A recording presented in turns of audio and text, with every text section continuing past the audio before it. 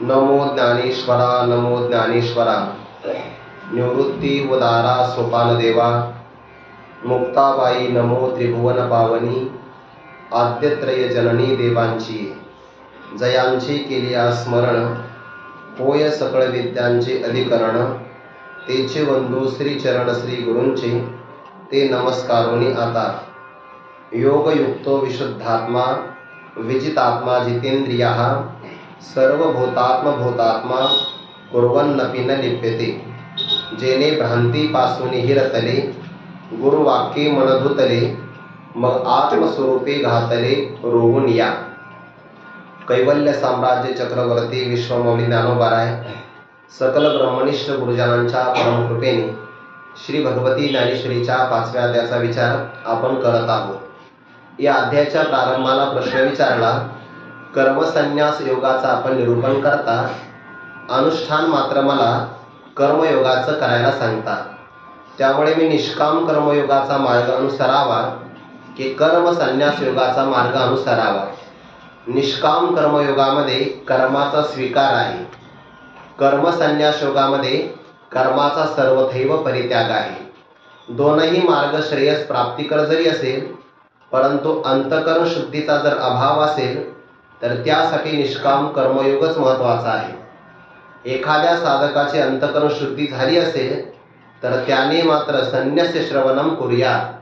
सगळ्या विहित कर्माची अर्थात वेदबोधित किंवा वेद प्रतिपादित वेद विहित कर्माची साधन, त्या सर्व साधनांचा त्यामध्ये कर्माचाही समावेश होतो. या सर्वांचा परित्याग करावा. कारण का? त्याला आत्मचिंतन करायचं आहे. आत्मचिंतनाकरिता अवसर भेटावा याकरिता त्याने कर्मसन्यास योगाचं अनुष्ठान करावं, अंतकरण शुद्धी झाली असेल तर. आणि जर अंतकरण शुद्धीचा अभाव असेल तर मात्र निष्काम कर्मयोगाचं अनुष्ठान करावं, कारण त्याला दुसरा पर्याय नाही. अर्थात कर्मयोगाचे अधिकारी वेगळे आहेत, कर्मसन्यास योगाचे अधिकारी वेगळे आहेत. त्यामध्ये फलप्राप्तीचा जर काल पाहिला, निष्काम कर्मयोगाला फल उशिरा मिळतं, कर्मसन्यास योगाला मात्र उत्प्लवना सरिसा असं पक्षाप्रमाणे लवकरात लवकर फळ मिळतं. अधिकारी भिन्न आहे, साधनही भिन्न आहे, परंतु साध्य मात्र एक आहे. आणि साध्य अनुभवाला जर एक येत असेल म्हणून भगवान म्हणतात या दोनही साधनामध्ये एक वाक्यताच आहे. कोणत्याही एका साधनाचं सम्यक प्रकारे अनुष्ठान केलं तर या दोनही साधनांच्या द्वारे एक फल मिळतं. ते कोणत्याही एका साधनेच्या निश्चयाने मिळू शकतं असं प्रतिपादन केल्यानंतर पण त्यात क्रम आहे. एखाद्या पुरुषाला कर्मसन्यास योगाचं फल संपादन करायची इच्छा आहे, कर्मसन्यासाने मोक्ष मिळतो, ते फल लवकरात लवकर मिळावं अशी अपेक्षा आहे, पण अधिकाराचा अभाव आहे. बऱ्याचदा घडतं की नाही असं? एखाद्या विद्यार्थ्याला वाटतं, कल्पना करा, उदाहरण घ्या, आपल्याला 10वी पासचं प्रमाणपत्र मिळावं, परंतु अजून पहिलीच्या वर्गामध्येच प्रवेश घेतला नाही, तर त्याला जसं ते प्रमाणपत्र मिळणं अत्यंत कठीण आहे. तसं कर्मसन्यासाने मोक्ष मिळतो, पण अंतकरण शुद्धी झाली असेल तर. एखाद्याची अंतकरण शुद्धी झाली नाही आणि मोठ्या फळाला गवसणी घालायची असेल तर त्याला ते फळ मिळणं फार कठीण आहे. अयोगतः ते निष्काम कर्मयोगाचं अनुसरण न करता संन्यास आप्तुम दुःखम, संन्यास योगाचं फल प्राप्त करणं अत्यंत कठीण आहे. परंतु जो साधक निष्काम कर्मयोगाने युक्त आहे त्याला योगयुक्त असं म्हणतात. ईश्वर स्वरूपाचं मनन करणारा आहे त्याला ब्रह्मप्राप्ती मात्र न चिरेन अधिगच्छति. तो लवकरात लवकर ब्रह्मप्राप्ती करूनही घेतो आणि त्याच पदाला प्राप्त झाल्यानंतर अशा महात्म्याने कोणत्याही प्रकारचं कर्म केलं त्याला त्या कर्माचा लेप लागत नाही, असं 7व्या श्लोकामध्ये विचार प्रतिपादन भगवान परमात्मा करतात. योगयुक्ता हा निष्काम कर्मयोगाशी जोडला गेलेला आहे. योग म्हणजे कोणता योग? जेही साधन ईश्वराशी आपल्याला जोडून देतं त्याला योग असं म्हणतात. कर्म योग, अष्टांग योग, भक्ती योग आणि ज्ञानयोग ही सगळी साधनं देवाशी जोडून देणारीच आहेत ना, म्हणून यांना योग असं म्हणतात. पण प्रकरणामध्ये सध्याला योग शब्दाचा अर्थ करायचा कर्मयोग, आणि कर्मयोगाशी संबंध ज्याचा जोडला गेला त्याला म्हणतात योगयुक्ताः. विशुद्ध आत्मा, आत्मा म्हणजे अंतकरण, ज्याचं अंतकरण विशेष प्रकारे शुद्ध झालंय, ज्या अंतकरणामध्ये तमोगुणाची जडता नाही आणि रजोगुणाची चंचलता नाही, सत्वगुणाने संपन्न अंतकरण असेल तर त्याला ज्ञानग्रहणाची योग्यता प्राप्त होते. असं विशुद्ध अंतकरण ज्याच्यामध्ये आहे, विजित आत्मा, आपल्या शरीरावर त्याने विजय संपादन केलेला आहे. साधना करायची म्हटली की त्याला बुद्धी सहाय्य करणारी पाहिजे, मनही स्थिर पाहिजे, इंद्रियामध्ये पाठव्य पाहिजे आणि शरीर सुद्धा चांगलं पाहिजे की नाही. वचन हे शास्त्रातलं म्हणजे दुसऱ्या शास्त्रातलं आहे, शरीरम आद्यम खलु धर्म साधनम. धर्माचं साधन शरीर महत्वाचं आहे. 6व्या अध्यायामध्ये असं म्हटलं आहे, एखादा व्यक्ती झोपतच नाही, जागाच राहतो, शरीरच ताब्यात नाही तर योग कसा करणार. निद्रेच्या वाटा नवचे, ऐसा दृढी विचेनीचे अवतरणे नाचे, ते शरीराची नव्हे तव्याचे, मा योग कवनाचा किंवा मग योग कवनाचा. शरीरात सहाय्य करत नसेल तर त्याला योगाचं अनुष्ठान घडेल कसं. पण ज्याने आपल्या शरीरावर विजय संपादन केलेला आहे, जितेंद्रिय, 5 कर्मेंद्रिय, 5 ज्ञानेंद्रिय त्याचं ऐकणारे आहे, जिंकून घेतलेला आहे, आणि बोधाच्या द्वारे सर्व प्राणी मात्राच्या अंतकरणामध्ये आत्मरूपाने विराजमान परमात्मा, तोच माझा आत्मा आहे असा सर्व भूतात्म भाव ज्याला प्राप्त झाला, म्हणजे ब्रह्म ज्याला आत्मत्वाने कळालं किंवा माझा आत्मा सर्व प्राणी मात्रांच्या हृदयात विराजमान आहे असं आपल्या आत्मतत्वाचं ब्रह्मतत्वाने ज्ञान झालं. ज्ञानात 2 भूमिका आहे, एक तर मी व्यापक आहे म्हणजे मी ब्रह्म आहे असं कळावं, किंवा व्यापक असणार ब्रह्मतत्व ते मीच आहे असा बोध प्राप्त व्हावा. मीच ब्रह्म आणि ब्रह्मच मी, या ज्ञानात 2 भाव प्राप्त होतात. मी ब्रह्म म्हटलं की पहिल्यांदा मी 3.5 हाताचा संकोचित वाटत होता, आता मी ब्रह्म म्हटलं की संकोचितपणा निघून जातो आणि व्यापक अनुभव होतो.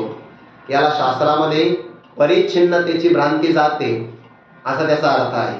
मी ब्रह्म म्हटलं की परिच्छिन्नता निघून जाते, आणि ब्रह्म मी असं म्हटलं की ब्रह्म कुठंतरी दूर आहे, वेगळं आहे, म्हणजे परोक्ष आहे, तर तोही भ्रम निघून जातो.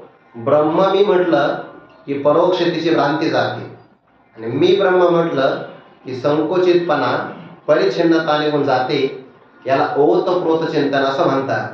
आणि ज्याला हा भाव प्राप्त झाला मग तो जीव हे भाष सरे, हा ब्रह्म परमात्मा बोधे भरे, ऐसे भजती ज्ञानाध्वरे एकत्व येणे.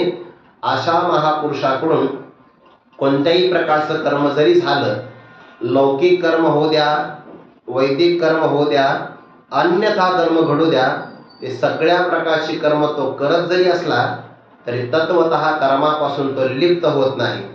आता हे आपल्याकरता म्हणायचं बरं की तो कर्म करत आहे, त्याच्या स्वरूपाने जर पाहिला तर तो काही करत नाही.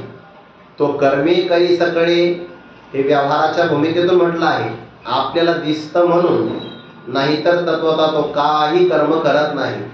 कारण तो ज्या आत्मभावाला प्राप्त झाला ते आत्मस्वरूप अक्रिय आहे, निष्क्रिय आहे, ते कोणत्याही विकाराला प्राप्त होत नाही असा त्याचा बोध आहे. यावर ज्ञानोबरांचं स्पष्टीकरण, जेणे भ्रांतीपासून हिरतले, गुरुवाक्यी मन धुतले, मग आत्मस्वरूपे घातले रोवणिया. या ओळीचा काल आपण थोडाफार विचार केला. या ओळीतलं सगळ्यात महत्वाचं पद कोणतं असेल तर गुरुवाक्य. या गुरुवाक्य पदाची तृतीय विभक्ती आहे. गुरुवाक्य म्हणजे गुरुवाक्याने, साधन कोणते त्याच्याकडे, भ्रांतीपासून हिरतले मन, पण कोणत्या साधनाने, गुरुवाक्याने. याचा अर्थ परमार्थामध्ये गुरुवाक्याशिवाय पर्याय नाही. ज्या व्यक्तीला देहात्म भ्रांती प्राप्त झाली, जसं काल आपण उदाहरण पाहिलं, सिंहाचा छावा आहे पण मेंढ्यांच्या कळपात आला, त्याला असं वाटतं आपलं आचरण म्हणजे हेच आचरण आहे, मग त्याला भ्रम निर्माण झाला. त्या भ्रांतीपासून त्याला बाजूला काढायचं असेल एखाद्या सरोवरामध्ये किंवा आरशामध्ये त्याला घेऊन जावं लागेल की नाही? आश्रमात काल स्वच्छता केली, कपाट बाहेर आणलं, तर त्याचा काच आडवा झाला, आश्रमात 2-3 कुत्र्याचे पिल्ले. आता त्यांना असं वाटलं आम्हाला तिघालाच काही पुरे ना, आणि पुन्हा आणखी तिघ आले का आश्रमात, तर ते आरशात बघून बाकीच्या पिल्लांना भुंकू लागले. भ्रम, त्याला भ्रम म्हणतात. असं येते. जसं त्याला ज्ञान करून देण्यासाठी स्वतःला जो मेंढ्याच्या कळपात आल्यामुळे छावा होता, स्वतःला मेंढ्याप्रमाणे समजू लागला, दुसरा सिंह आला की सरोवराजवळ जो घेऊन जातो आणि त्याला त्याच्या स्वरूपाचा परिचय करून देतो, लक्षण प्रमाणाभ्याम वस्तुसिद्धी, आणि मग त्याला जसं भ्रमनिवृत्त होतो तसं जीवाला 3.5 हाताच्या देहामध्ये आला की त्याला भ्रम होतो. जीवाचा असा आहे, कधी कधी देहाचा भ्रम होतो आणि कधी कधी हरवल्याचा भ्रम होतो. 6व्या अध्यायामध्ये आला की नाही, तैसा कवन एक भ्रमले पणे, मी तो नवे गा चुरलो म्हणे, ऐसा नातीला छंद अंतकरणे घेऊन ठाके. भ्रम व्हायला काही वेळेची आवश्यकता नसते. आपण म्हणतो ना, प्राप्त काळ घडी आल्यावी, असं काही नाही. भ्रम कधी सुद्धा होऊ शकतो. रज्जू सर्पाचा भ्रम मंदांधकारात होतो, सायंकाळी. स्पष्ट प्रकाश नाही, आपला स्पष्ट प्रकाश नाही, गडद अंधकार नाही, मंद अंधकारामध्ये रज्जू सर्प. रात्री 12 वाजता खोडावर, झाडाच्या खोडावर पुरुष दिसतो, याला स्थाणु पुरुषाचा भ्रम म्हणतात. भर दुपारी 12 वाजता मृगजळ दिसतं, किंवा भर दुपारी 12 वाजता शिंपल्यावर सूर्यकिरण पडलं की मग त्याला शुक्ती रजत भ्रम होतो. म्हणजे मृगजळाचा, शुक्ती रजताचा दुपारी 12 वाजता, स्थाणु पुरुषाचा रात्री 12 वाजता, आणि रज्जू सर्पाचा मंद अंधकारामध्ये. मग भ्रमाला वेळच नाही ना. भ्रम कधी होऊ शकतो? कधी होऊ शकतो. फक्त ज्याला भ्रम व्हायचा तो भ्रमिष्ठ असावा लागतो. भ्रम होतो त्याला. मग आता या भ्रांतीपासून त्याला बाजूला काढावं लागेल की नाही? या भ्रांतीपासून जर बाजूला काढायचं असेल, त्याला एक साधन आहे. ज्याला देहात्मत्व भ्रांती झाली त्याला देह तू नाही हे त्याला वाक्याने सांगावं लागतं. कारण का, जागृतीमध्ये स्थूल देह आहे, स्वप्नात सूक्ष्म देह, सुषुप्ती अवस्थेमध्ये कारण देह. या 3 अवस्था येतात जातात, त्यांच्याबरोबर 3 देह सुद्धा येतात जातात, पण या देहाच्या बरोबर आपण मात्र जात येत नाही. याचा अर्थ आपलं स्वरूप स्थिर आहे ना. मनुष्य जागृतीमध्ये काय म्हणतो? मी आहे. स्वप्नातही म्हणतो मी आहे. जेव्हा स्वप्नात मी आहे असं म्हणतो तेव्हा जागृती नसते, पण आपण असतो. आता गाढ झोपेमध्ये गेला तेव्हाही तो असतोच, तेव्हा जागृती आणि स्वप्न 2 अवस्था नसतात. म्हणजे स्थूल आणि सूक्ष्म देह नसतो. एखादा समाधीमध्ये गेला तर समाधीत तो आहे, पण जागृती, स्वप्न आणि सुषुप्ती 3 अवस्था नाही, स्थूल, सूक्ष्म आणि कारण 3 देह सुद्धा नाही. म्हणजे या सगळ्या देहांचा जर विचार केला तर यांचा व्यतिरेक आहे. म्हणजे असणं किंवा नसणं आहे, पण अवस्था जातात येतात, त्यांच्याबरोबर मी जात नाही. मी कधी नाही, मी सर्वथैव आहे असं आपलं अखंड ज्ञान होणं, याला म्हणतात गुरुवाक्यापासून, भ्रांतीपासून आपलं मन बाजूला काढून घेणं. हे त्याने स्वतः केलं नाही बरं. श्रेय कोणाला आहे? गुरुवाक्याला. भक्तराज अर्जुनाला जेव्हा देवाने प्रश्न विचारला, अर्जुना मी तुला ज्ञान सांगितलं, कळालं का? अज्ञानापासून निर्माण झालेला मोह निवृत्त झाला की नाही? मग भक्तराज अर्जुनाने उत्तर काय दिलं? नष्ट मोहा स्मृतिर्लब्धा. पण कशामुळे? तत्प्रसादा. तुमच्या प्रसन्नतेमुळं किंवा तुमच्या कृपा प्रसादामुळे हे झालं. असं नाही म्हणायचं मग आपली का बुद्धी सामान्य आहे का? काही काही लोक म्हणतात ना व्यवहारामध्ये, आम्हाला गुरु करायची गरज नाही, आम्ही कोणाच्या पायाजवळ बसलो नाही, आम्ही ज्ञानेश्वरी सुद्धा म्हणून पाहिली नाही, दररोज कीर्तन आहे आम्हाला. भ्रमिष्ठ आहे हा सगळा. ते कोणातरी चरणाशी शरणागती करावी लागते.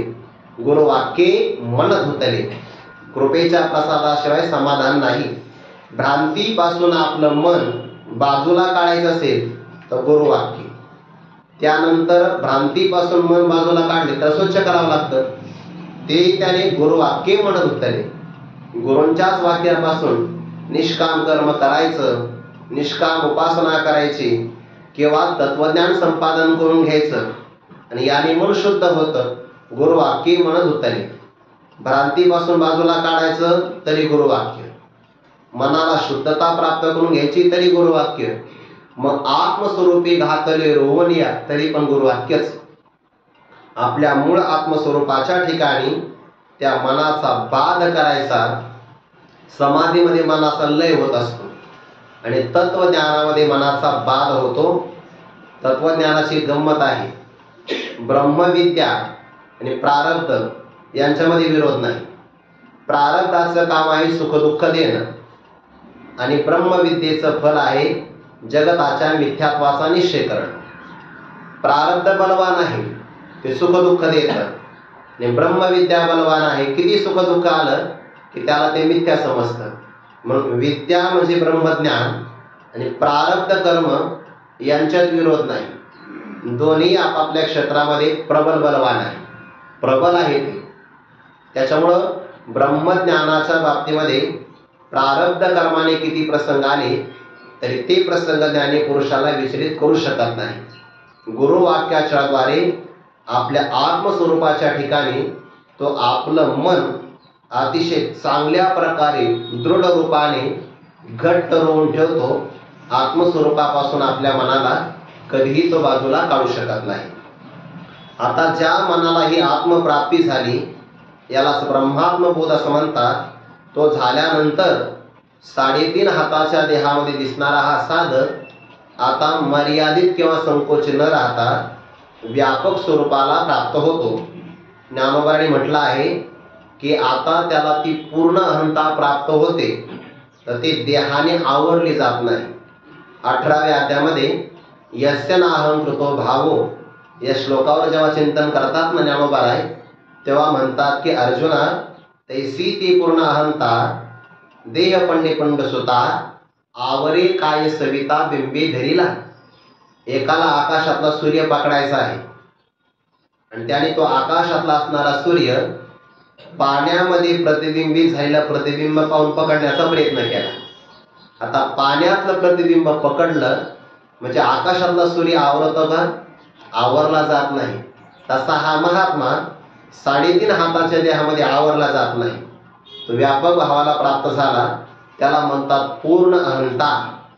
ती पूर्ण अहंता म्हणजे अहम ब्रह्मास्मी या व्यापक बोधाला तो प्राप्त होतो. आता 3.5 हाताच्या देहामध्ये राहत नाही. जेवढं आपलं आत्मस्वरूप तेवढं त्याचं मन मोठं होतं. महात्मा शब्दाचा अर्थ वैकुंठाश गुरुवरी बोले बाबा करायचे. महात्मा म्हणजे ज्याचा आत्मा मोठा आहे. आत्मा तर सगळ्याचाच मोठा आहे. महात्मा म्हणजे ज्याचा अंतःकरण व्यापक झालेला आहे. अयम निचहा परोवेती गणना लघुचेतसां उदारचरितानांतु वसुदैव कुटुंबकम असा तो व्यापक बोधाला प्राप्त होतो. आता संकुचित भावातून व्यापक बोधाला प्राप्त झाला तर त्याच्याकरिता ज्ञानोबाने उदाहरण देतात. जैसे समुद्री लवण न पडे तव वेगळे अल्प आवडे, मग होय सिंधूची एवढे मिळे तेव्हा तैसे संकल्पोनी काढिले, जयाचे मनच चैतन्य झाले ते एक दिशीय परी व्यापिले लोकत्रय. आता म्हणजे यानंतर हा बोध संपादन झाला की यानंतर करता मी, हे माझं कर्म करावे म्हणजे ही माझी कर्तव्य भावना कुंडली तया स्वभावे आणि करी जरी आघवे तरी अकर्ता तो. इथपर्यंत या ओव्याचा संबंध आहे. खरं तर 4ही ओव्या एकत्रच आहेत. सगळा परमार्थाचा प्रवास आला बरं याच्यामध्ये. या 4 ओव्यामध्ये परमार्थाचा साधकाचा प्रारंभापासून असणारा प्रवास तर शेवटच्या मुक्कामापर्यंतचा प्रवास सगळा आला. जेणे भ्रांतीपासून हिरत झाले ना, भ्रांती मानली की भ्रांतीला म्हणतात विक्षेप. त्या विक्षेपाच्या अगोदर असतं आवरण आणि आवरणाच्या अगोदर अज्ञान. चिदाभासाच्या 7 वाजता सांगितलं ना विचारसागरामध्ये, अज्ञान, आवरण, विक्षेप, परोक्ष ज्ञान, अपरोक्ष ज्ञान, शोकनाश आणि आनंदावाप्ती. या सगळ्या अवस्था आपल्या 2-3 वयामध्ये लावता येतात. भ्रांती शब्दाचा अर्थ भ्रम. भ्रमाला म्हणतात विक्षेप.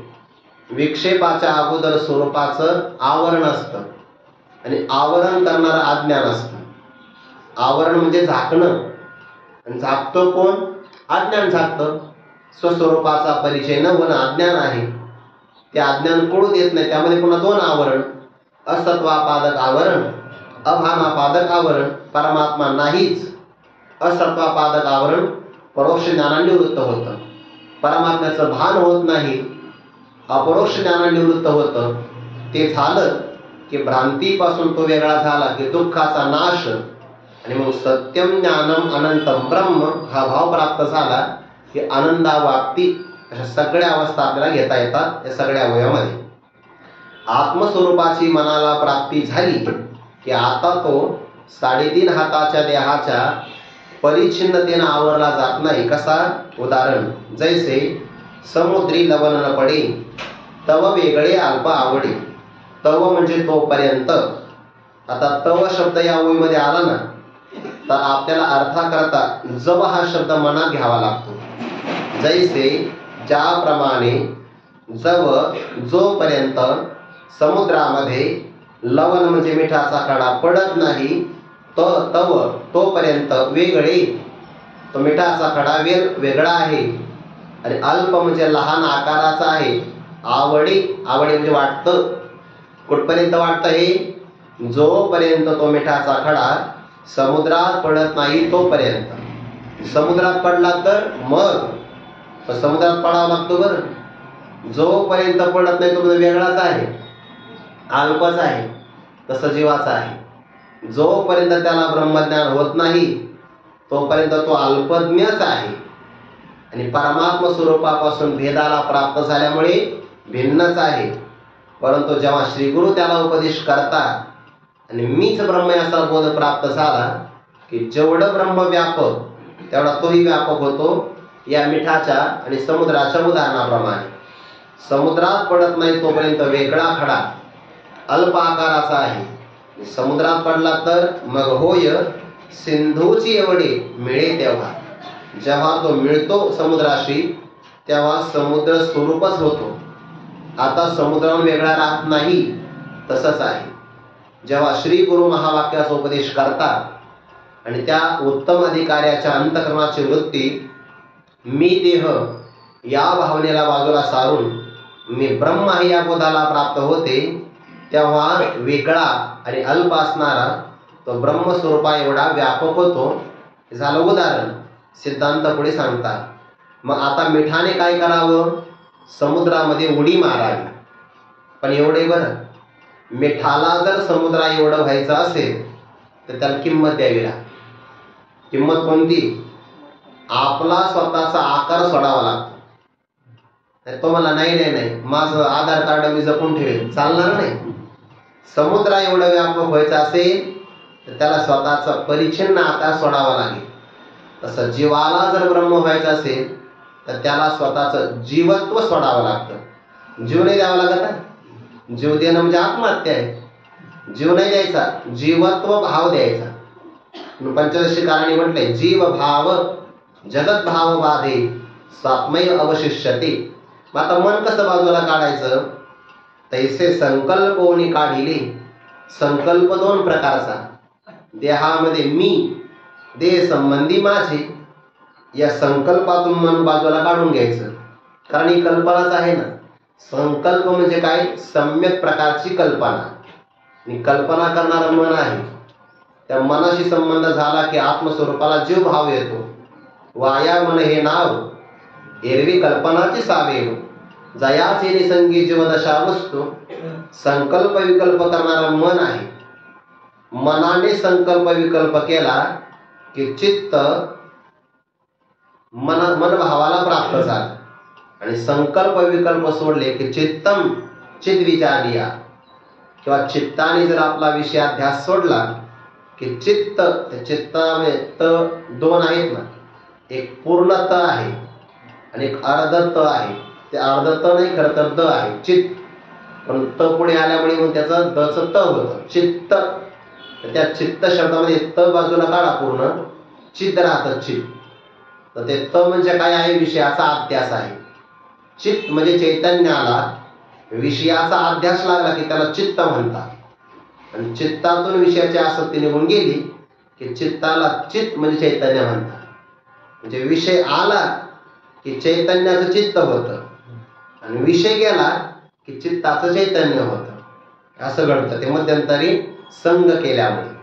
संकल्पोनी काढिले जयाचे मनची चैतन्य झाले. हा परमार्थाचा प्रवास आहे. चैतन्य रूपता कोणाला द्यायची आहे? अंतःकरणाला द्यायची. वर शरीरावर काही परिणाम नाही होत. मुळामध्ये शरीर नाशिवंत आहे म्हणून परमार्थ हा शरीरा करता नाही आणि परमार्थ हा आत्मस्वरूपा करताही नाही. कारण विचारसागरात एक पंक्ती मी वाचली, मी ब्रह्म आहे हा विकार आहे आणि हा विकार निर्विकार आत्म्याला होत नाही. हा विकार आहे एक प्रकारचा. मी ब्रह्म आहे इथपर्यंत विकार आहे. बरं म्हणजे हे मनी माणूस लक्षात असलं पाहिजे, नाहीतर मनुष्याला अभिमान होऊ शकतो. हा विकार चिदाभासाचा आहे. मूळ आत्मस्वरूपाला निर्विकार असल्यामुळे तिथं मी ब्रह्म आहे असाही त्याला बोध नाही. त्याच्यासाठी परमार्थ नाही. देह तर जड आहे, विनाशी नाशिवंत आहे, त्याच्यासाठी नाही. सगळा परमार्थ करायचा कोणासाठी? चित्तासाठी, मनासाठी. मनालाच चैतन्य रूपता प्राप्त झाली पाहिजे याच्यासाठी हा सगळा परमार्थ आहे. आणि होतं मन हे राम झाले, मन हे राम झाले. आता चैतन्य वेगळं आहे आणि चित्त वेगळं आहे. संकल्पोनी काढिले जयाचे मनची, मन म्हणजे चित्त. संकल्प विकल्प करतं म्हणून त्याला मन म्हणतात. चिंतन करतं म्हणून चित्त म्हणतात. अभिनिवेश धारण करतं त्याला अहंकार म्हणतात. आणि निश्चय करत असेल त्याला बुद्धी म्हणतात. एकाच अंतःकरणाचे चार भाग त्या वृत्तीनुसार होतात. संकल्परहित झालेलं मन चैतन्य भावाला प्राप्त होतं. मन हे राम झाले, मन हे राम झाले. प्रवृत्ती ग्रासोनी कैशी निवृत्तीसे आले. कसं काय होईल बरं? मन वेगळं आहे आणि चैतन्य वेगळं आहे. होईल कसं? कारण ऐक्य होण्यासाठी दोन पदार्थ एक समान असावे लागतात. कल्पना करा, दुधामध्ये दूध मिसळू शकतो आपण, पण दुधामध्ये तेल मिश्रित करता येत नाही. कारण तेल वेगळं आहे, दूध वेगळं आहे. दुधामध्ये फार जर मिश्रण करायचं असेल तर पाणी चालेल, कारण ते द्रवरूप आहे. खरं तर दुधामध्ये दूधच पाहिजे. खपवून घेऊ आपण की पाणी चालेल, तेल चालणार नाही. ऐक्य होण्याकरता समान धर्म असावे लागतात.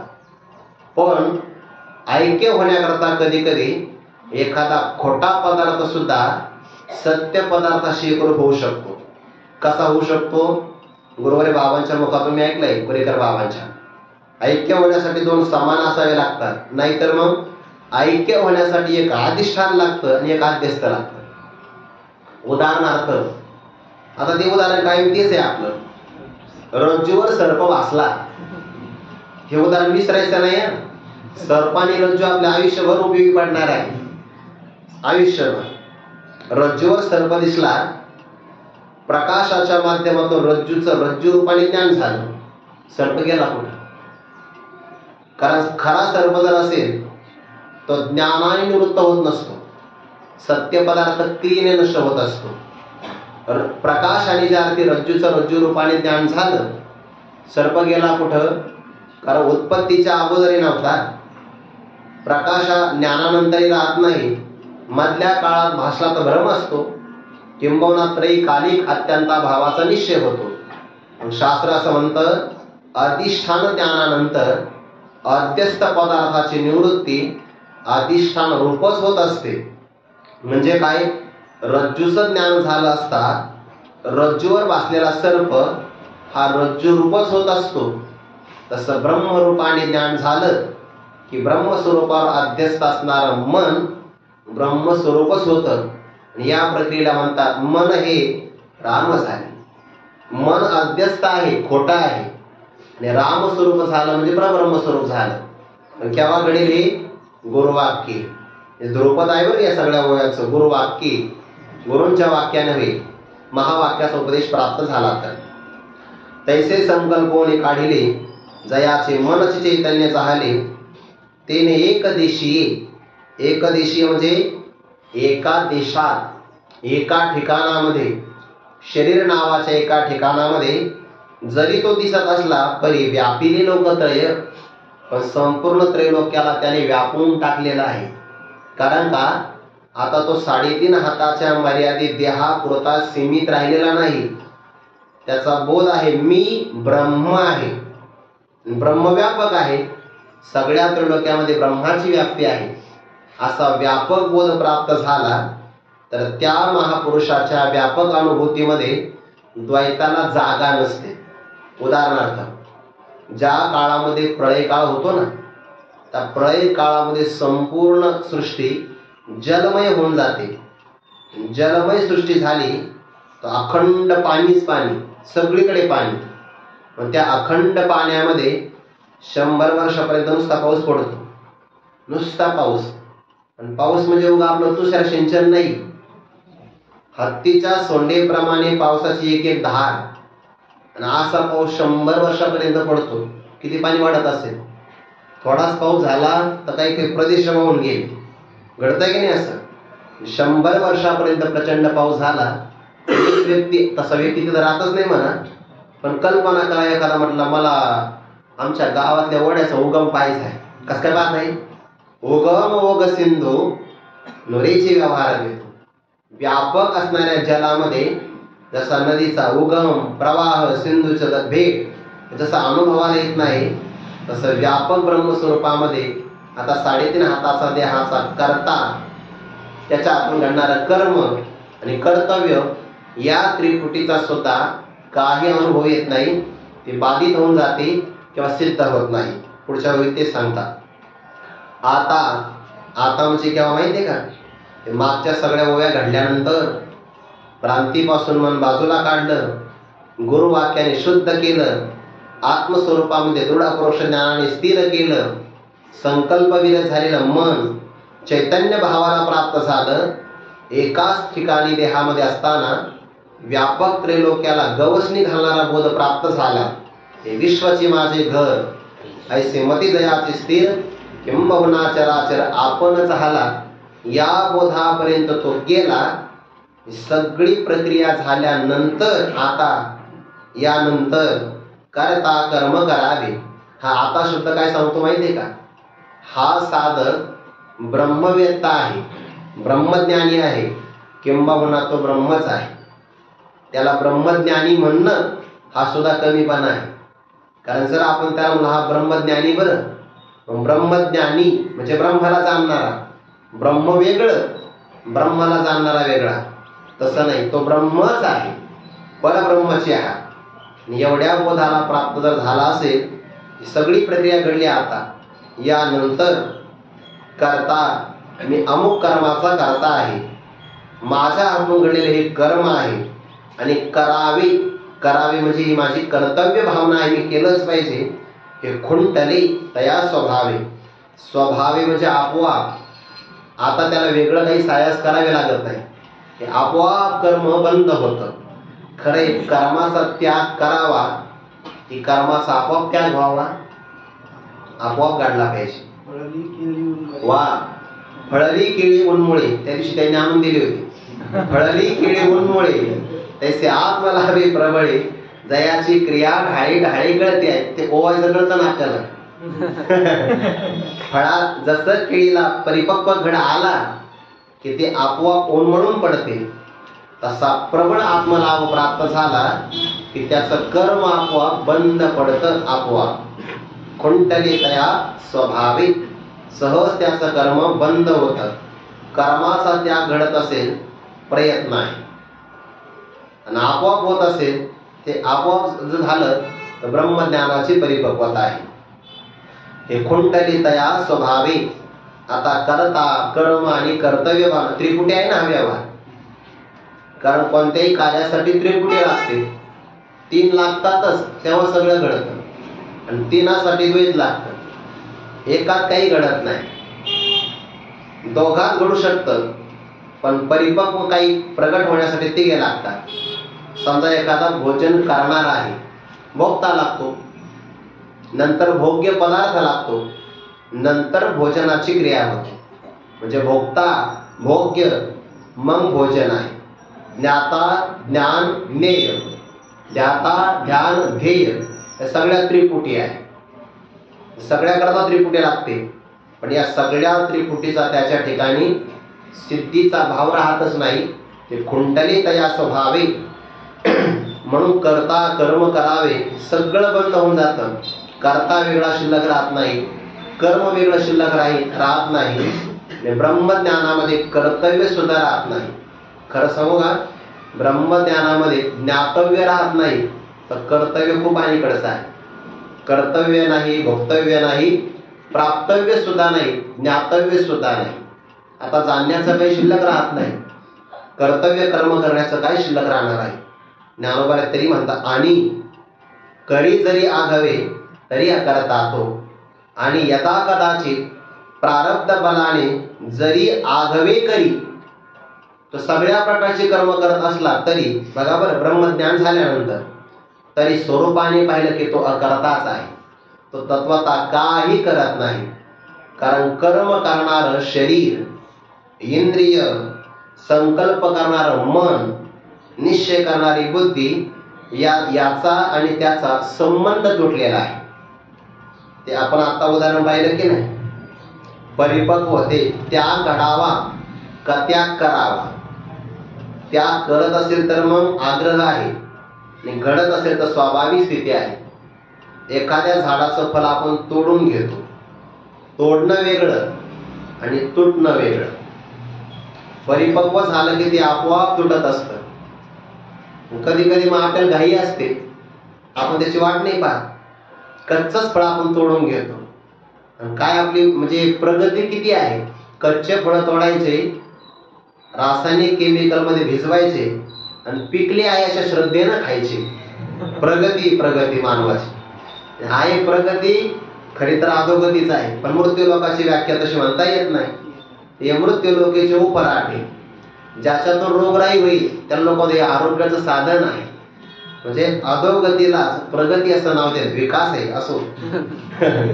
ते झाडाचं फल परिपक्व झालं आपोआप तुटतं. ज्ञानी पुरुषाचे कर्म आपोआप बंद पडतात, आणि प्रारब्ध बलाने जरी त्याच्याकडून कर्म घडलं तरी तत्वतः तो अकर्ताच आहे, काही करत नाही. का? याचं काय कारण? ज्ञानोबा कारण पुढच्या ओळीमध्ये सांगतात. जे नाम कारण पार्था तया देही, मी ऐसा आठवू नाही तरी कर्तृत्व कैसे काही उरे सांगे. सांग बरं अर्जुना, असं सांगणार आहे. मध्ये त्याचे 2 श्लोक बघून. नैव किंचित करोमि ती युक्तो मन्येत तत्त्वविद, पश्यन् शृण्वन् स्पृशन् जिघ्रन् अश्नन् गच्छन् स्वपन् श्वसन् प्रलपन् विसृजन् गृह्णन् उन्मिषन् निमिषन्नपि इंद्रियार्थेषु वर्तन्त इति धारयन्. हा श्लोक तसा कठीण आहे, पण पदच्छेद केला तर मग सोपा आहे. न एव किंचित करोमि, न एव किंचित करोमि, किंचित न एव करोमि, मी थोडं सुद्धा कर्म करत नाही. इति युक्तः, असं युक्त म्हणजे योगयुक्त असणारा, आणि ज्याला तत्वाचं चांगल्या प्रकारे ज्ञान झालेलं आहे असा तत्वविद महात्मा असं म्हणतो, मी कोणत्याही प्रकारचं कर्म करतच नाही. हा त्याचा बोध आहे बरं. तो स्वतः म्हणतो मी काही करत नाही. कर्म कोण करतं? इंद्रियार्थेषु वर्तन्ते.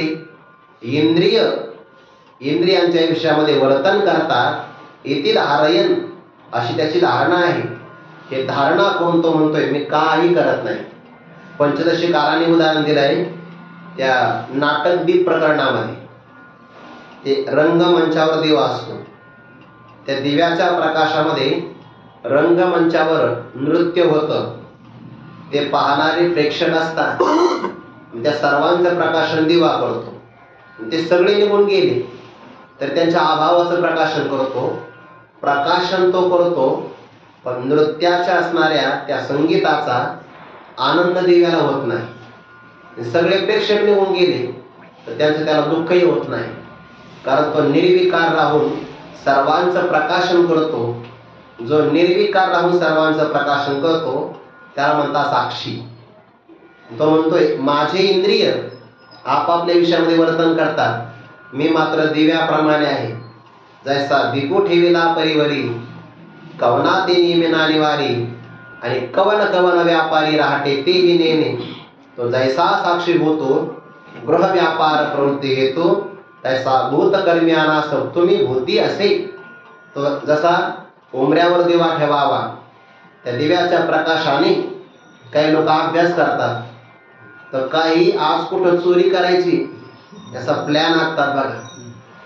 सगळं कशाच्या माध्यमातून होतं. मग दिव्याला चोरीचा दोष लागतो का? नाही. आणि एखाद्याने पारायण केलं तर दिव्याला पुण्य लागतं? नाही. प्रकाशन करणं हे फक्त दिव्याचं काय स्वाभाविक आहे स्वभाव. तसा आत्मस्वरूपाला प्राप्त झालेला महात्मा इंद्रियांच्या विषयामध्ये रममान होता. तत्वता मी काहीच करत नाही. न एव करो मी काहीच कर्म करत नाही असं त्याचा अकर्ता बोध संपादन झालेला असतो. कोण कोण कर्म करतं? इंद्रियांची कर्माची यादी सांगितली. पश्यन तो पाहत असताना, शृण्वन पाठ ऐकत असताना तो तुम्ही काही ऐकत नाही. पावर ऐकून म्हणतो तो नाहीतर एका झोपून मी काही ऐकत नाही असा अर्थ नाही घ्यायचा. पश्यन पाहत असताना, शृण्वन ऐकत असताना, स्पृशन स्पर्श करताना, जिघ्रन जिघ्रन म्हणजे काय सुगंध घेत असताना घ्राण जिग्रते ना. अश्नन भोजन करताना, गच्छन चालताना, स्वपन विश्रांती करताना, स्वप्न पाहताना म्हणजे झोपताना सारखं, श्वसन श्वास घेत असताना, प्रलपन बोलताना, विसृजन त्याग करत असताना, गृहण ग्रहण करताना, उन्मिशन निमिशन नपी डोळ्यांची उघडझाप करत असताना. सगळे व्यापार सांगितले की नाही? डोळ्यांचे दोन सांगितले, उघडझाप करणं पाहणं. खरं तर उघडझाप करणं पापण्याचं कर्म आहे, पापण्यास सत्य नाही. आणि उघडझाप झाली पाहिजे बरं डोळ्यांची. आपल्या ज्या पापण्या आहे ना त्यांच्यामध्ये भगवंतानी पाठीमागून पाईपलाईन बसवलेले आहे. हो खरं आहे.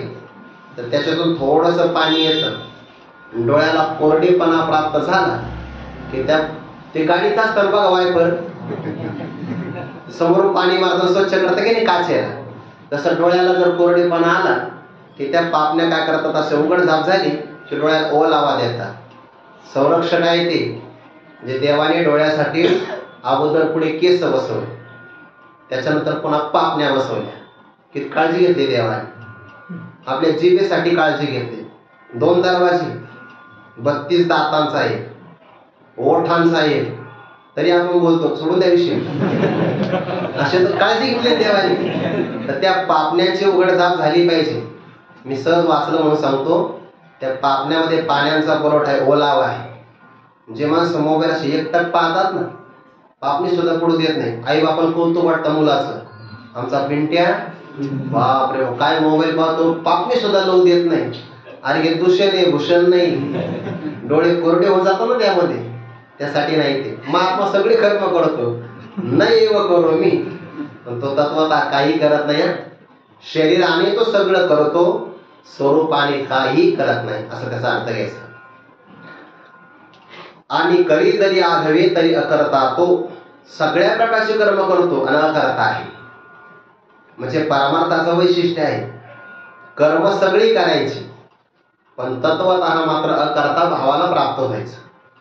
हे परमार्थामध्ये घडू शकतं. शरीरातून सगळी कर्म होतात, स्वरूपाने मात्र कोणतंच कर्म करत नाही. किंबहुना त्याला त्या कर्माचा लेप लागत नाही. कसा लागत नाही? नाथ महाराजांनी उदाहरण दिलं आहे. कर्म तर सगळी करायची आणि काहीच करायचं नाही या भावाला कसं काय प्राप्त होतो? नाथ महाराजांनी सांगितलं, एका व्यक्तीला आंघोळ करायची, भागवतामध्ये उभी आलेली आहे. आंघोळ करायची वेळ नव्हता, तो मला मृगजळाच्या पाण्याने स्नान करायचं. आता एका व्यक्तीने मृगजळाच्या पाण्याने स्नान केलं, हे फक्त म्हणण्यापुरतं झालं. स्नान जरी केलं तरी तो जसा कोरडाच राहावा, तसं महात्म्याने कर्म जरी केली अकर्ताच राहावं असं त्याचं स्वरूप आहे. किंवा स्वप्न आपल्याला पडलं, स्वप्न ज्ञानोबाने बरीच उदाहरण दिली आहे.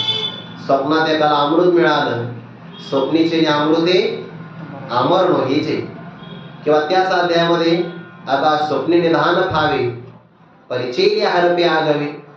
स्वप्नात एकाला निधान मिळालं ठेवा, जागृतीमध्ये उपयोग नाही. स्वप्नामध्ये एखाद्या व्यक्तीला अमृत मिळालं, जागृतीमध्ये अमर होत नाही. स्वप्नात एखादा मेला, जागृतीमध्ये दशक्रिया करत नाही. स्वप्नात राज्य मिळालं तर शुभेच्छा देणारे बॅनर छापत नाही. स्वप्नीचे राज्य का मरण, नोही असे शोकास्य कारण.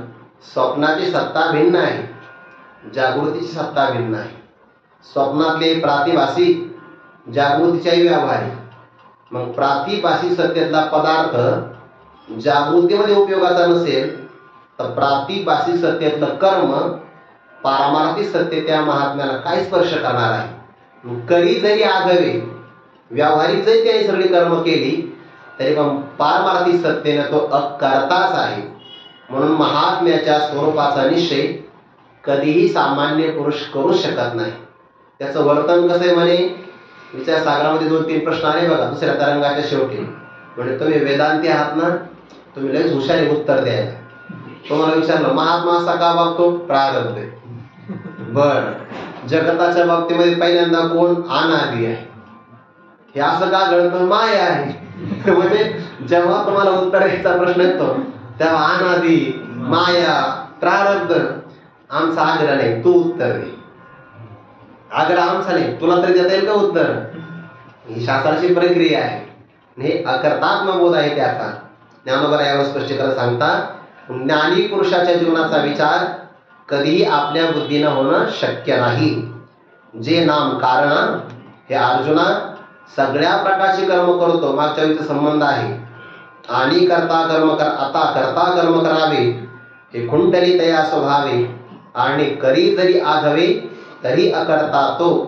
सगळी कर्म करतो तरी अकर्ता का, त्याचं कारण सांगतात. पार्था तया देही मी ऐसा आठवू नाही.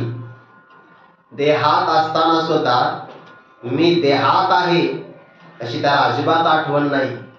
हे बघा, एका 2-3 प्रकार होते याच्यामध्ये. एकाला देहच मी असं वाटतं, देहच मी चार्वाक आहे. देहात मी वेगळा आहे, योगी आहे. आणि मी फक्त देहात नाही, मी देहाच्या आत बाहेर व्यापक आहे, वेदांत शास्त्र. हा ज्ञानी महात्मा आहे. 2-3 प्रकार होऊ शकतात. देहाला स्वतःचं स्वरूप मानले फार अलीकडच आहे. योगी पुरुषाला कळतं मी देहापेक्षा वेगळा आहे, फक्त ब्रह्मरूपाने कळत नाही. ज्याला वेदांत शास्त्र अवगम झालं त्याला कळतं मी व्यापक आहे. हा ज्ञानी महात्मा आहे. पार्था तया म्हणजे त्याला देही, देहात मी किंवा मी देहच असा आठव नाही, स्मरण नाही. मग त्याचं स्मरण कोणतं आहे बरं, पाठीमागे सांगितलं ना आपलं स्मरण. एक दिवशीय परिव्यापिले लोकत्रय, 36व्या ओळीमध्ये ना, एका देहामध्ये जरी असेल तर लोकत्रयाला व्यापलं त्याने. म्हणून संकोचित 3.5 हाताच्या देहात मी एवढाच अशी त्याला आठवण नसते. ज्याप्रमाणे सर्पाने आपल्या अंगाची खोल टाकली की सर्पाला स्मरण राहत नाही, तसंच त्याला आपल्या देहाचं आता स्मरण राहत नाही. तो विसरून जातो. सांडोणी अंगीची खोळी सर्प निघाल्या पाताळी, ते त्वचा कोण सांभाळी, तैसे झाले. किंवा ज्ञानोबा म्हणतात, परिमळ निघाल्या पवना पाठी, मागे ओस फुल राही देठी, तैसे आयुष्याची मोठी केवळ देह. वाऱ्याच्या माध्यमातून फुलातला सुगंध पुढे निघून गेला की मागे फक्त देठावर फुल राहतं, तसं या महात्म्याचा आयुष्याच्या मुठीत केवळ देह राहिलेला आहे आणि तो स्वरूपाने स्वरूपाशी रूप झालेला आहे. मग असा जर असेल तर कर्तृत्व कैसे, त्याच्या ठिकाणी कर्माचं कर्तृत्व कसं असेल बरं, कैसे काही कसं काय असेल. वरे सांगे, ज्याला देहाच्या ठिकाणी मी आहे अशीच आठवण राहिली नाही तर त्याच्यानंतर मी करता हा भाव कसा काय उरेल, सांग बरं अर्जुना, उरेल का, उरणार नाही. म्हणजे ज्ञानाचं सामर्थ्य असं आहे की त्याच्या ठिकाणी कर्तृत्व, भोक्तृत्व, ज्ञातृत्व, प्राप्त हे सगळं काही राहत नाही. तो फक्त स्वरूपाने प्राप्त होतो. ऐसे तनु त्यागे विन अमूर्ताचे गुण दिसती संपूर्ण योगयुक्ता. असं आता हे कोण कोणाचे बरं, कर्तृत्व नाही, अकर्ता भाव असणं हे वास्तविक परब्रह्म स्वरूपाचे लक्षण आहे. आणि हा महात्मा शरीरात असताना सुद्धा या बोधाला प्राप्त झालाय. आपण म्हणायचं हे त्याला वास्तविक देहात असतानाही मी देहात अशी आठवण उरली नाही. ही सगळी परब्रह्म स्वरूपाची लक्षणं आहे. आणि शरीराचा त्याग न करताही त्याच्या ठिकाणी ती संपूर्ण दिसतात. ऐसे तनु त्यागी विन, तनु म्हणजे शरीर, आणि शरीर त्याग केल्या वाचून म्हणजे शरीराचा त्याग न करता. दुसरा अर्थ शरीरामध्ये असताना. तो प्रारब्ध आहे ना, तोपर्यंत तो शरीरामध्ये राहतो. आता हे आपण म्हणायचं, वास्तविक तो आपल्या स्वरूपात राहतो. पण तनु त्यागे विन, शरीराचा त्याग न करता शरीरामध्ये विद्यमान असताना सुद्धा अमूर्ताचे गुण. अमूर्त म्हणजे कोण आहे? परब्रह्म. मूर्त म्हणजे आकारवान आणि अमूर्त म्हणजे निराकार, ज्याला कोणता आकार नाही, जे कोणत्या इंद्रियांच्या विषयाला प्राप्त होत नाही किंवा इंद्रियाचे विषयत्व येत नाही. मनाची नकी न लगे, जे इथं वृत्तीची दृष्टी न निघे, इंद्रिया केलं जोगे काही होईल, त्याला म्हणतात परब्रह्म. आणि इथं गुण शब्दाचा अर्थ होतो लक्षण, म्हणजे महात्म्याच्या ठिकाणी अमूर्त असणाऱ्या परब्रह्माची सगळी लक्षणं दिसती, संपूर्ण दिसती. योगयुक्त असणारा हा महात्मा शरीराचा त्याग न करताही परब्रह्म स्वरूपाने पूर्ण रूपाने दिसतो. याचा अर्थ काय झाला? तो शरीरात असताना सुद्धा लोक त्याला शरीरधारी म्हणतात आणि परमात्मा म्हणतात तो परब्रह्मच आहे. पाण्याची भूमिका आहे, सामान्यत्वे पाहिजे साधारणची देखील. एरवी निर्धारित आहे निजे सोयजयाची. माता शरीराचा त्याग केलेला नाही, पण परब्रह्माची लक्षणं संपूर्ण दिसतात. लक्षणं दिसतात म्हणून तो परब्रह्म आहे. त्याचं शरीर पडलं नाही म्हणून शरीरधारी आहे. आणि मग जोपर्यंत प्रारब्ध असेल तोपर्यंत तो सगळ्या प्रकारची करी जरी आगवे, सगळ्या प्रकारची कर्म करतो की नाही, मग कोणती कोणती कर्म करतो ती यादी सगळी ज्ञानोबाई पुढे देणार आहे. चिंतन आपण उद्या पाहू. कुंडली कवरदारी विठ्ठल श्री ज्ञानदेव तुकाराम. मग ज्ञानेश्वर महाराज की जय. जगद्गुरु तुकाराम महाराज